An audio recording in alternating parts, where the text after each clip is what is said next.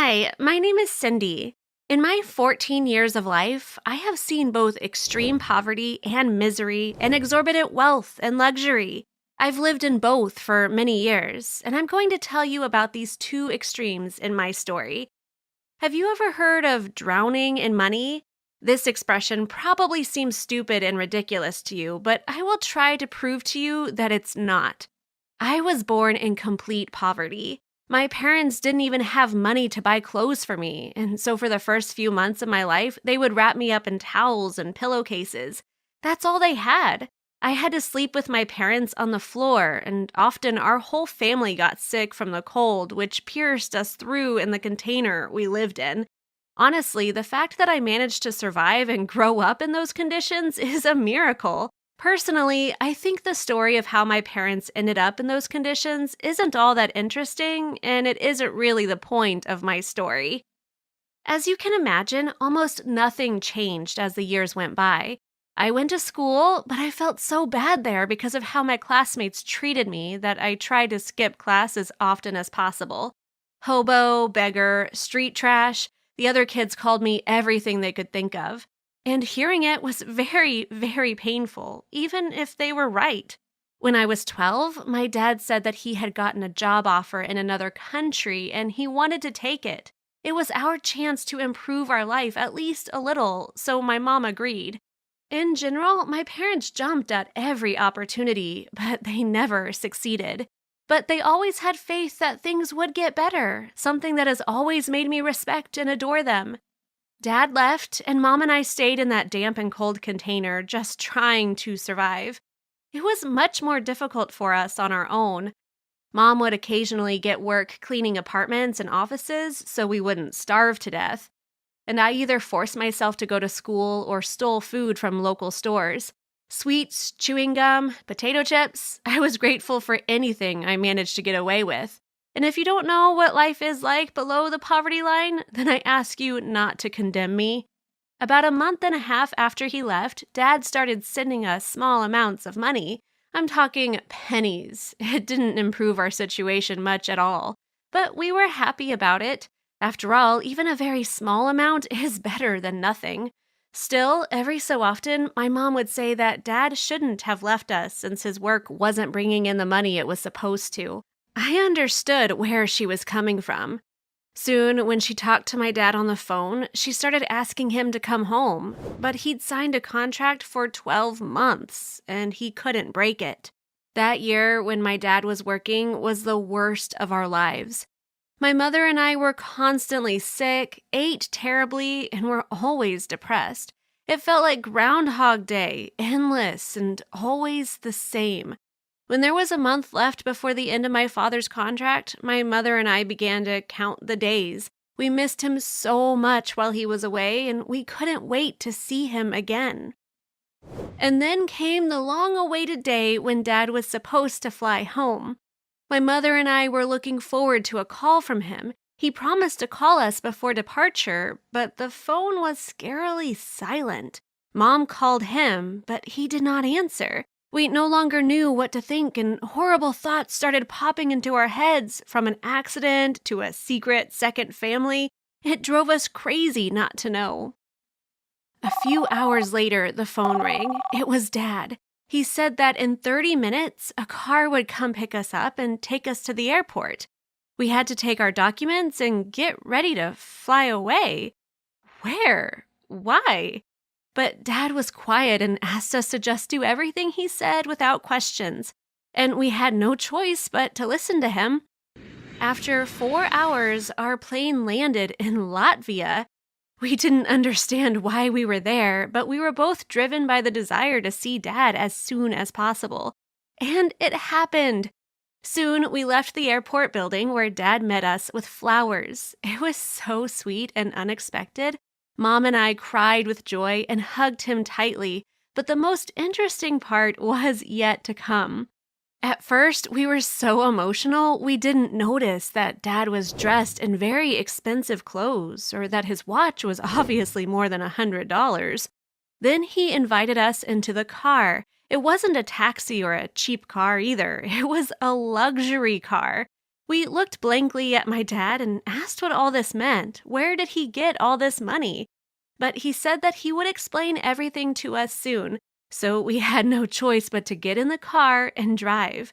We were even a little ashamed to get into such a fancy car in our shabby clothes. The surprises didn't end there. Soon, Dad brought us to a huge mansion standing on a hill behind a high fence with its windows overlooking the Baltic Sea.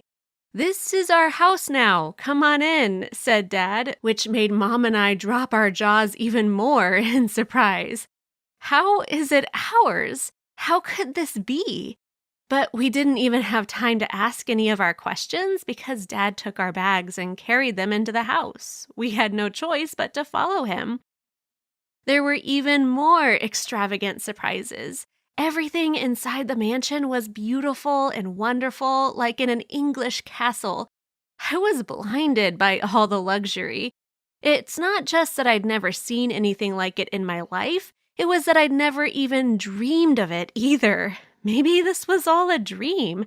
I pinched myself to make sure it was real. "Daddy, where did all of this come from?" I asked. "Now you and your mother will see the most important thing," he said, and took us to the back of the house. He opened the door of one of the rooms, and there were mountains of gold and money. I don't know how big that room was, but what I could see was completely filled with riches from floor to ceiling. Can you imagine? I think it's pretty hard to picture. And the most interesting part is that my mother and I felt like we, who had always drowned in poverty, had dived down to the very bottom of some pit and emerged in a completely different life, full of luxury and wonder. My dad was only ready to talk after he showed us this room. He said that after he left on his business trip, everything was terrible. He was paid much less money than he was promised, and most of his salary went to housing and food.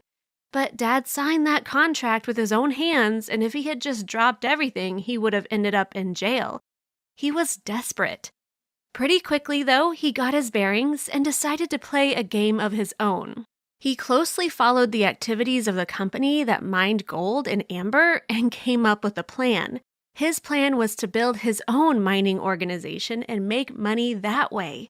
Back then, he had no idea the kind of dizzying success his plan would bring him. As soon as Dad was up to his eyeballs in useful information, he quit his job and immediately took out a huge loan, forged some documents, and then began mining amber, then gold soon after. His company had only 5 employees, but that was only in the beginning. In a month, the company expanded to 70 people, and the income skyrocketed. Dad decided to pay a penalty to terminate his contract with the company he worked for and moved to Latvia to open a chain of jewelry stores there. This business was also expected to succeed, and Dad was beginning to grow his business. Only he didn't say anything to us because he wanted all of it to be a surprise. Hearing this, my mother roared and started shouting at my father.